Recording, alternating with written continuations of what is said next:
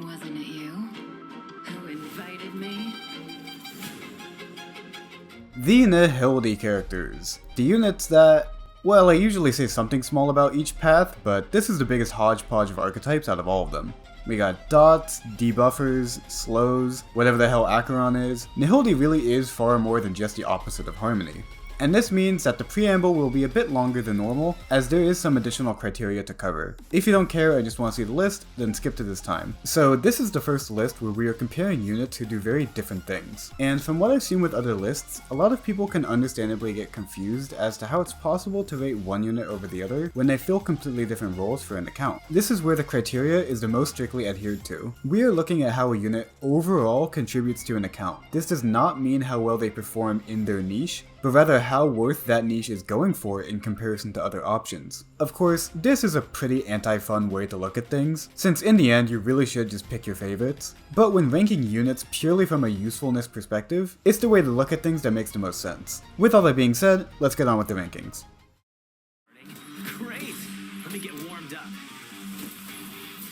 I will start off this list by saying that, like Harmony, I don't think there's any Nihility units who are straight up and not good. So even though Luka is last, he is certainly usable and can be strong in the correct context. Speaking of which, for the first hurdle of this video, let's talk about Dot. Dot is in a weird place in the meta, as its identity is pretty strongly tied to its premium options. Clearing fast without Kafka and Black Swan, as well as a good support like Ranmei or Jiaoqiu, can be very difficult, leaving the 4-star Dot characters as kind of hard to vouch for. That being said, Luka has some legitimate uses past his bleed, like his vulnerability debuff and his legitimately respectable damage under the right scenarios. What ultimately holds him back on this list is him just being purely single target, as even in something like Apocalyptic Shadow, you'll be changing targets rather frequently, leaving his debuffs and bleed procs to be sporadic at best. In isolation, he is a rather serviceable unit, but the average account more than likely has very little use for him, which is sad to say.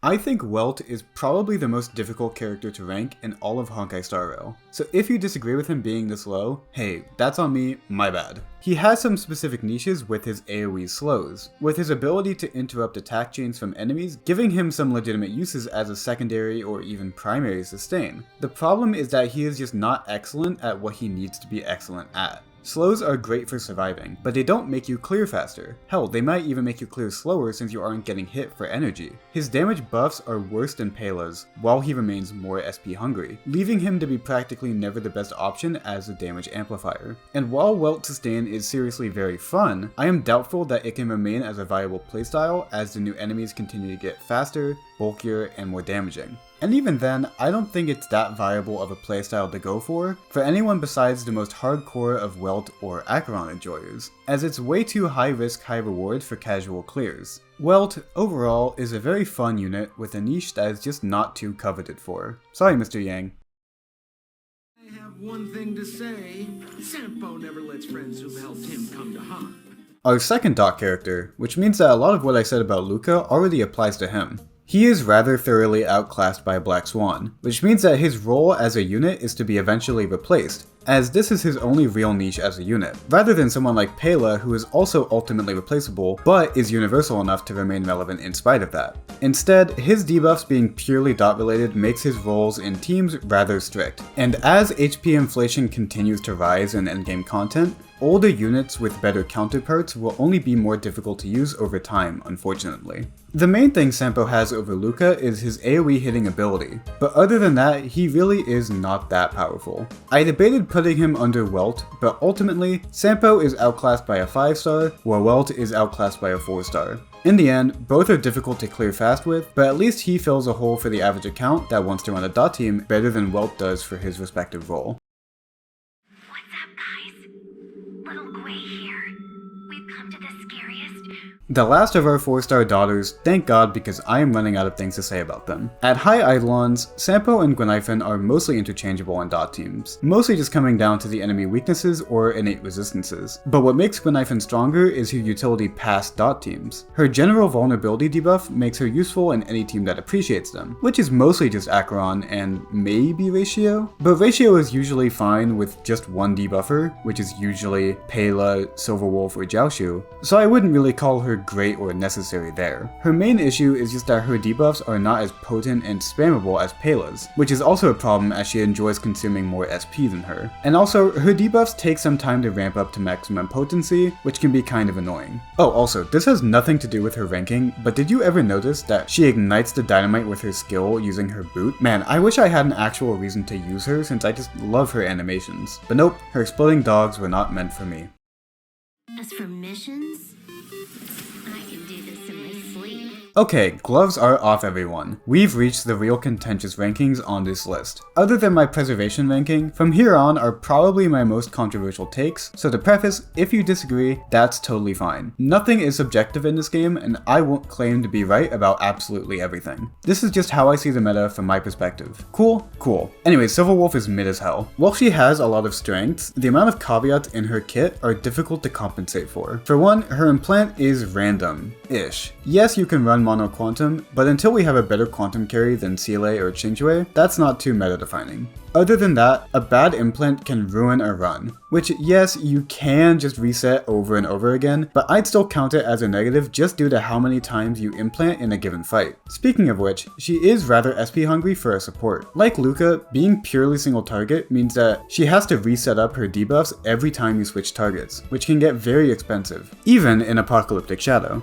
But okay, enough bashing her, she is this high for a reason. Her debuffs are very potent. She's easy to gear, which makes making her fast as pretty realistic, and her implant can be clutch if the situation allows for it. I say she's mid not in the modern context of actually just saying bad, I mean she's middle of the road. She can be good, but she can also easily be outclassed and replaced in most teams nowadays.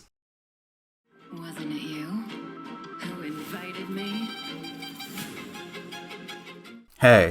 Hey, remember what I've been saying, and allow me to make my case. Kafka is a very good unit, one that enables an entire playstyle. But the criteria we are looking at is through the lens of how worth it a unit is, how much investment they take to get going, and how feasible that investment is compared to other options. And in that, Kafka falls short. Dot teams are very expensive to make competitive, as I've already talked about. But unlike other expensive teams like a Ratio follow-up core, Kafka has no real other purpose for an account unless if you heavily invest in her very specific playstyle.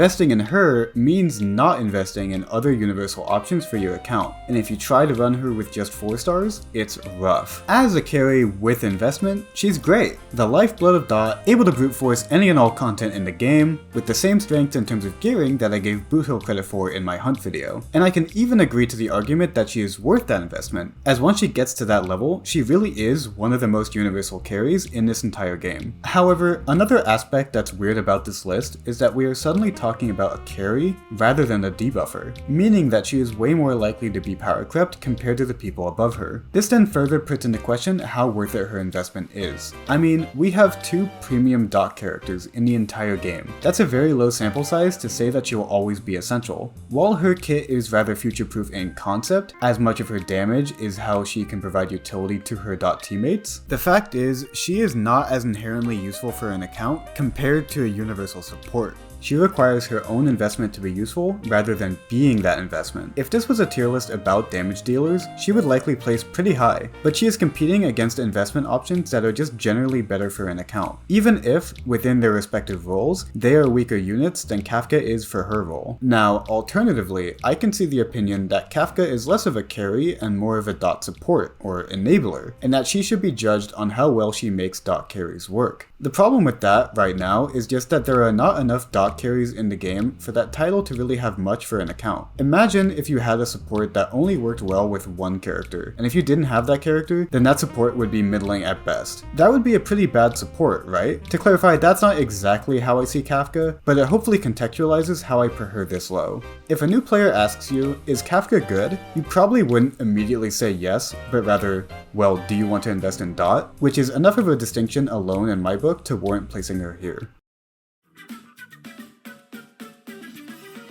Pela is literally the exact opposite of Kafka in every way within the context of this list. A truly universal unit that falls off once an account has high enough investment, but what she does bring to the table is hard to compete with. For one, her spammy ult makes it easy to run the Eagle set with her, making her SP generation and Pearls application very reliable. That SP generation alone gives her a lot of utility against her competition, as her talent makes sure that she gets a fast ult rotation either way. I'll also say that she probably has one of, if not the best techniques in the entire game, making those crucial initial turns a lot smoother for a clear. She is a very simple unit. AoE debuffs, single target light cone debuffs, fast SP generation, bada bing bada boom. She is usable in every team, and while she is never really the best option, you'd need to have a pretty cracked account to have no uses for her. To complete my comparison from earlier, while I think Pela is a worse debuffer than Kafka is a carry, the role that a debuffer has on an account is much more important than what Kafka brings, which bridges that gap in a list like this. For the average player, her value is immense, letting her place this high on the list. Please, do me the honor of tasting and offering your thoughts. Jiao... What? Really? I'm placing him this high? That's stupid. This list is just stupid. What? Yeah, I can't believe it either, guys, but I mean, I'm pretty firm on where Pela is, and he is just a marginal upgrade to Pela, so... Man, this tier list is so inherently flawed. Anyways, our newest unit on this list, Jiaoqiu is, as you can tell, very weird to talk about. Like Pela, he holds the title of being truly universal but rarely the best option for a team. But he has two strengths that put him sizably above Pela. For one, he is the best on a team, sometimes. For one, obviously, Acheron. You don't really need me to explain that. But he's also pretty decent for dot or ratio, provided you don't have a Ron Mei or a heavily invested Topaz respectively. Other than that, again, while he's never really the best, you're more than likely to have some use for him on your account, unless if every team you have is in its best possible form.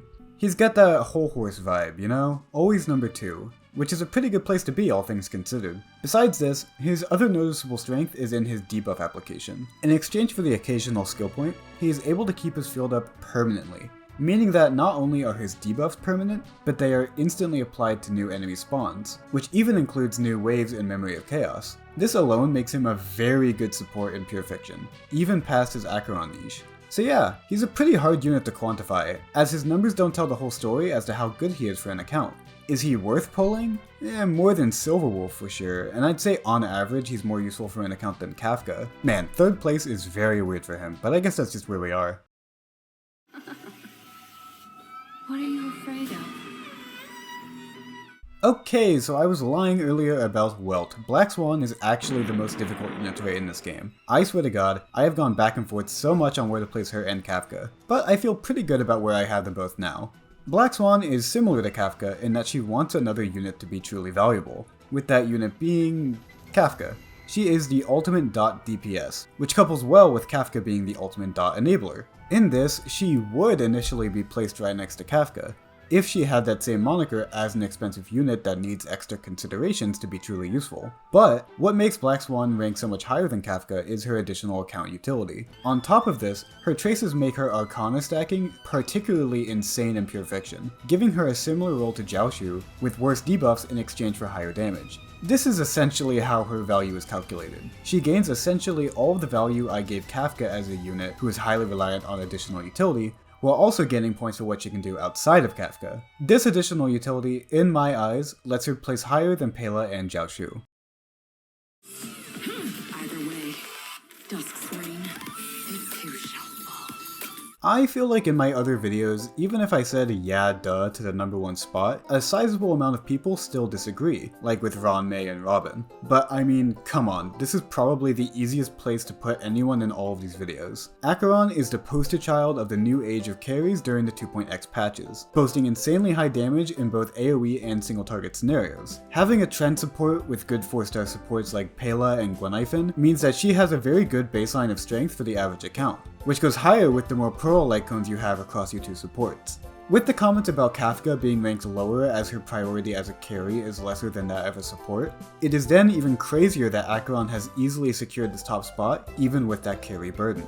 The threat of power creep is like the threat of inflation. It will come for every unit eventually, but some are so far ahead of the rest that their power will still be considered as completely reliable for a long time to come. And this says nothing about the additional strength she gets from Jiaoqiu, which yes is diminished in the same way as Black Swan and Kafka's reliance on each other is, but it's still some extra points to give her as an added bonus. I mean, okay, do you really need me to sell her to you? We can talk about her versus Firefly another time, but in the context of this list, her spot at the top is all too obvious. That's everything. Expect the destruction tier list sometime within the next couple of weeks, as that will be as meaty of a video as this one ended up being. In the meantime, check out my other lists and subscribe for more. Bye!